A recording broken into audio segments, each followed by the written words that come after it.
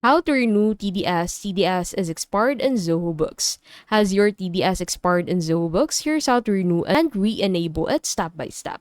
So go ahead and open up settings on Zoho Books. And then once you're on the settings, head over to taxes and compliance. Under direct taxes, enable TDS liabilities report. Select the month to restart tracking. And then when creating invoices or bills, apply TDS by selecting the correct rate. If it's missing, add a new rate under Manage TDS.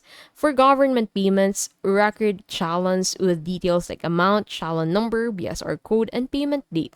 This updates your liabilities. If you already have challenge record, associate them with liabilities to keep your books compliant.